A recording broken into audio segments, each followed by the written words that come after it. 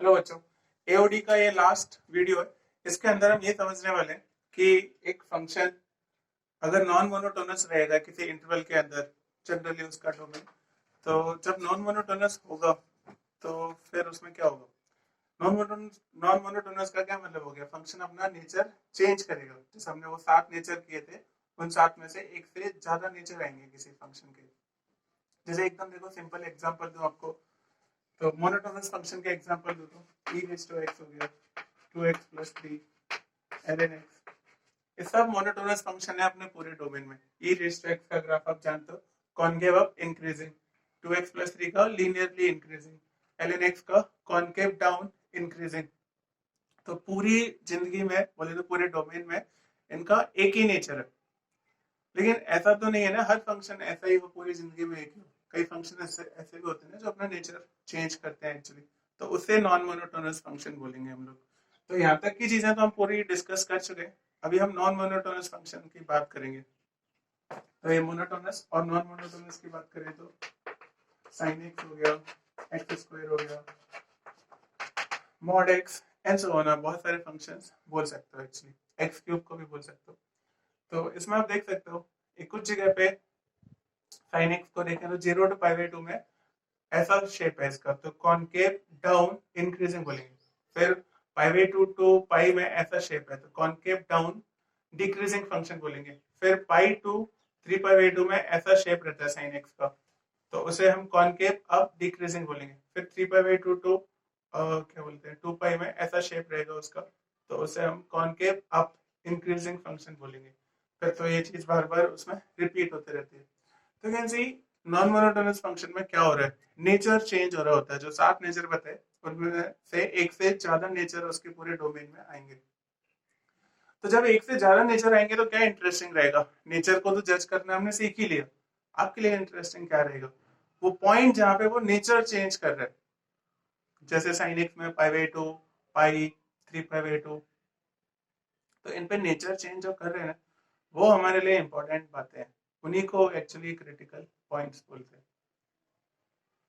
X square में x equal zero हो गया, मॉड एक्स में भी एक्स इक्वल जीरो जो हो गया, नेचर चेंज हो रहा है। You can see zero minus infinity to zero तक मॉड एक्स में लीनियरली डिक्रीजिंग फंक्शन है, और जीरो टू इन्फिनिटी में लीनियरली इंक्रीजिंग फंक्शन है। तो इन सारे फंक्शंस का आपको नेचर समझ में आ जाना चाहिए। नेचर तो समझ में आ गया, उसमें इंटरेस्ट किस बात में रहेगा वो बात समझ में और आ जानी चाहिए आपको। तो उसे क्रिटिकल पॉइंट, उन्हीं को ही फिलहाल हम डिस्कस करने वाले। तो क्रिटिकल पॉइंट्स मींस वो पॉइंट जहां पे फंक्शन अपना नेचर चेंज कर रहे हैं।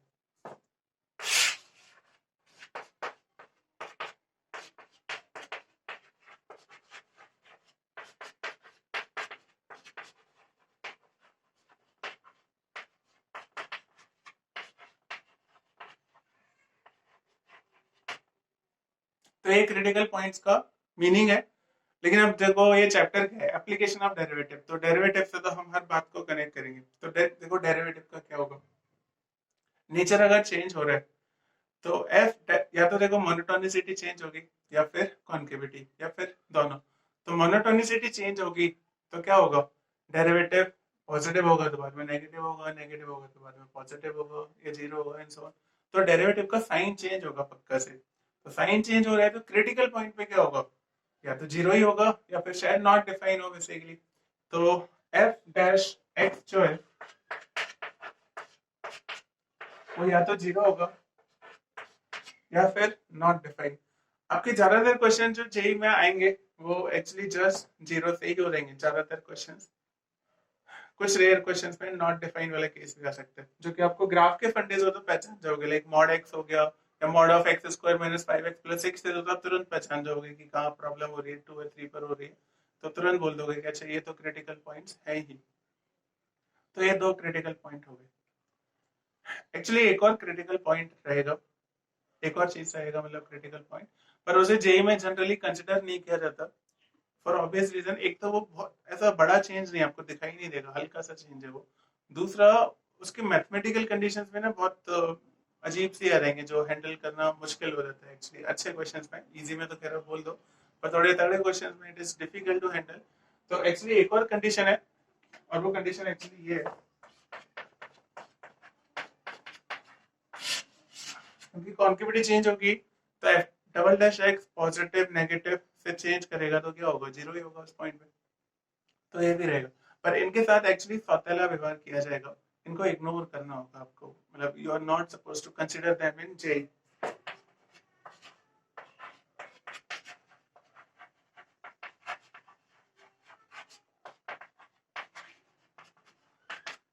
ये मैं आपको क्यों बता रहा हूँ, क्योंकि फिर ये बात और ये बात थोड़ा क्लैश करती है। आपको पहले तो बोल दिया कि क्रिटिकल पॉइंट वो है जहाँ पे नेचर चेंज हो रहा है, और फिर ये बोल दिया। तो जैसे चलो साइन एक्स को ही ले लो, तो साइन एक्स का जीरो पर नेचर चेंज हो रहा है, जीरो से पहले वो कॉन्केव अप है और बाद में कॉन्केव डाउन हो गया, तो लॉजिकली क्रिटिकल पॉइंट होना चाहिए, क्योंकि आपको यहाँ बोला है कि नेचर चेंज हो रहा है। पर वहां पे आप देख सकते हो डेरिवेटिव ना जीरो है ना नॉट डिफाइंड है, एफ डैश एक्स उस टाइम पे एक्चुअली कॉस एक्स है जो कि 1 है, तो actually F double dash x zero है वहां पर एक्चुअली। तो इसलिए आपको ये चीज बोली है कि इस चीज से कुछ क्लैश हो तो कंफ्यूजन नहीं रहना चाहिए आपको, एंड इस चीज को जेई में कंसिडर करना ही नहीं आपको। क्रिटिकल पॉइंट बोले तो डेरिवेटिव जहाँ जीरो हो या फिर नॉट डिफाइन हो, सीधा इस चीज को देखो। तो इस जगह पर आपको क्रिटिकल पॉइंट क्या होते हैं वो समझ में आना चाहिए, किसके अंदर होते हैं वो समझ में आना चाहिए, नॉन मोनोटोनस फंक्शन के अंदर, और उनका मैथमेटिकल कंडीशन क्या है ये भी समझ में आना चाहिए अच्छे से, एफ डैश एक्स जीरो या नॉट डिफाइन, और वो भी पर वो इग्नोर करना। अब इनमें वैरायटी है, तो उस वैरायटी को हम कवर करने वाले, और उसमें भी बातें करने को बहुत सारी, पर अब ज्यादा बात मैं करना नहीं चाहता यहाँ पर, जरूरत भी नहीं है, क्वेश्चंस बहुत प्यार से हैंडल होते हैं। तो सीधा मैं अब काम के पॉइंट्स आपको बोल रहा हूँ जिनसे क्वेश्चंस डायरेक्टली सॉल्व हो जाएंगे, आप सीधा वो चीजें फॉलो करो, आप आराम से क्रिटिकल पॉइंट्स का नेचर जज कर सकते हो। तो क्रिटिकल पॉइंट जो है इनमें देखो, या तो कॉन्केविटी चेंज हो गया, मोनोटोनिसिटी, तो इनमें दो टाइप की क्लासिफिकेशन है। एक बोलते हैं पॉइंट ऑफ एक्सट्रीमा, जहां पर मोनोटोनिसिटी चेंज होगी,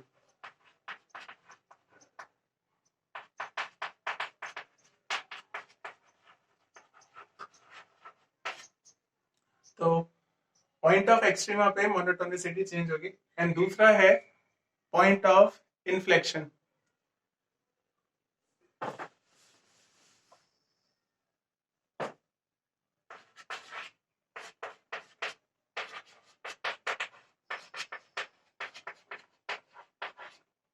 यहाँ पर कॉन्केविटी चेंज होगी।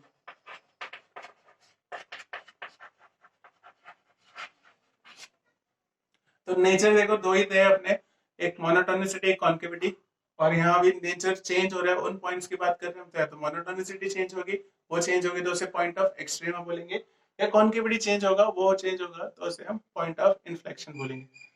अब इसमें भी वेराइटी है, अगर मोनोटोनिसिटी चेंज हो रहा है तो वो दो तरीके से हो सकता है, एक पॉजिटिव टू नेगेटिव, एक नेगेटिव टू पॉजिटिव, और दोनों में सीन थोड़ा अलग अलग टाइप का बनेगा, तो उनको भी यहाँ क्लासिफाई किया हुआ। तो एक है उसमें पॉइंट ऑफ मैक्सिमा, और एक है पॉइंट ऑफ मिनिमा। मिनिमा बोले तो छोटी माँ, तो एक पॉइंट ऑफ मैक्सिमा बड़ी माँ, और एक पॉइंट ऑफ मिनिमा छोटी माँ। तो ऐसे दो पॉइंट्स यहाँ पे डिफाइंड है, क्रिटिकल पॉइंट्स। इनका नाम से तो आप समझ गए होंगे, मैक्सिमा बोले तो जहाँ थोड़ा मैक्सिमम आउटपुट आ रहा हो, मिनिमा बोले तो छोटा आउटपुट आ रहा होगा। सर कह रहा वो चीजें मैटर नहीं करेंगी, जेई के क्वेश्चन में जो बात मैटर कर रही है सीधा सीधा वो बोल रहा हूँ। मैक्सिमा पर आप बस इतना से देखो कि मोनोटोनिसिटी चेंज हो पॉजिटिव टू नेगेटिव, क्योंकि पॉजिटिव से नेगेटिव चेंज हो रहा है तभी तो उस पॉइंट पे मैक्सिमम आउटपुट आएगा, तो पॉजिटिव टू नेगेटिव चेंज होनी चाहिए मोनोटोनिसिटी, और मोनोटोनिसिटी को हम डेरिवेटिव से रिलेट कर चुके हैं, तो पॉजिटिव होगा तो you can C derivative positive रहना चाहिए, और बाद में फिर डेरिवेटिव नेगेटिव होना चाहिए डिक्रीजिंग के केस में एक्चुअली। तो यहाँ पे आप सीधा सीधा ये बोल सकते हो कि एफ डैश एक्स अपना साइन चेंज करेगा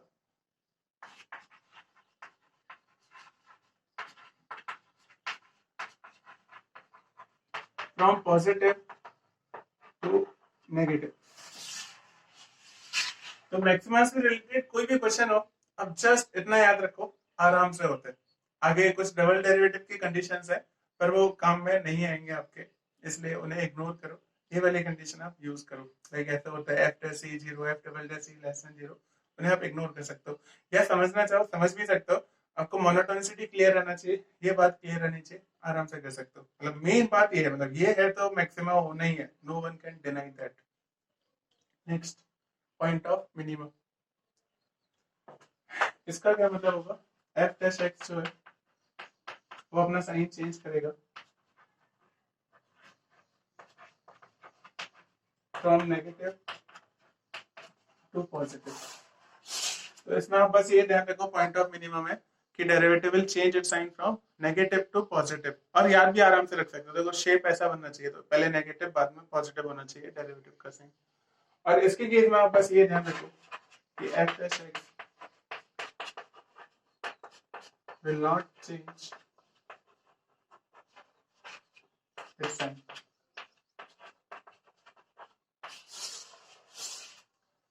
ये सब साइन चेंज का फंडा, इसका मतलब समझ लो ना, उस क्रिटिकल पॉइंट को जब आप क्रॉस करोगे, लेफ्ट टू राइट जब क्रॉस करोगे, तो ऐसा होना चाहिए। कैसा होना चाहिए?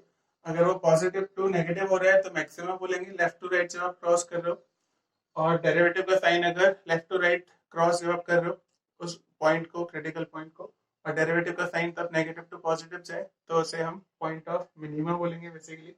और साइन ही चेंज ना करे, मीन्स क्रिटिकल पॉइंट से पहले जो साइन हो, से पॉजिटिव है तो क्रिटिकल पॉइंट के बाद भी वो साइन हो, तो उसे हम पॉइंट ऑफ इन्फ्लेक्शन बोलेंगे। अब वो साइन चाहे पॉजिटिव है या नेगेटिव, उससे फर्क नहीं पड़ता, क्रिटिकल पॉइंट से पहले नेगेटिव बाद में नेगेटिव तो पॉइंट ऑफ इन्फ्लेक्शन, पहले पॉजिटिव बाद में पॉजिटिव तो भी point of inflection. So that's it. यहाँ पर ये सारे क्रिटिकल पॉइंट्स खत्म हो जाते हैं। तीन टाइप के क्रिटिकल पॉइंट्स है, point of maximum, point of minimum, point of inflection. अच्छा, एक पॉइंट ऑफ इन्फ्लेक्शन से रिलेटेड एक छोटी सी बात और बोल दूं आपको। इस पॉइंट पे ना आप टेंजेंट ड्रॉ नहीं कर पाओगे, वो कट कर जाएगी एक्चुअली। फंक्शन डिफरेंशिएबल होगा पर टेंजेंट कट कर जाएगी एक्चुअली। जैसे एक्स क्यूब का ही एग्जांपल ले लो, तो यू कैन सी ये टेंजेंट इस कर्व को कट कर रही है। तो पॉइंट ऑफ इन्फ्लेक्शन पे प्रैक्टिकली आप टेंजेंट ड्रॉ नहीं कर सकते हो। ये पॉइंट ऑफ इन्फ्लेक्शन की एक खास बात होती है। और ये वाले पॉइंट लो आप, चाहे वो वाले पॉइंट लो जहां डबल डेरिवेटिव जीरो हो, जैसे साइन एक्स को ही ले लो, साइन एक्स का एक्स इक्वल टू जीरो जो पॉइंट ऑफ इन्फ्लेक्शन है, तो वहां डेरिवेटिव जीरो नहीं है, पर यू कैन सी वो पॉइंट ऑफ इन्फ्लेक्शन है लॉजिकली। डेरिवेटिव साइन चेंज नहीं कर रहे, तो वहां पे भी टेंजेंट उस कर्व की नहीं आती।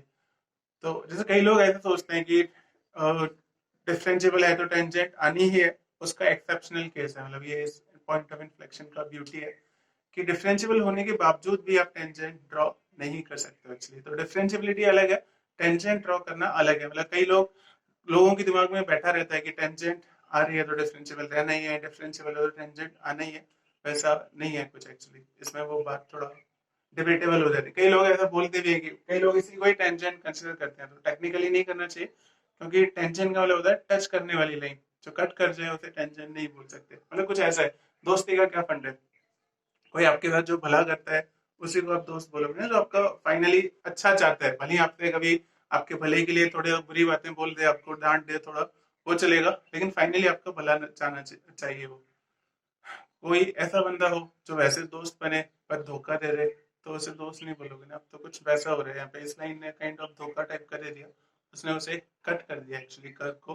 तो लॉजिकली टेंजेंट नहीं रहनी चाहिए। तो टेंजेंट का मतलब ये था कि एक लाइन जो टच करे।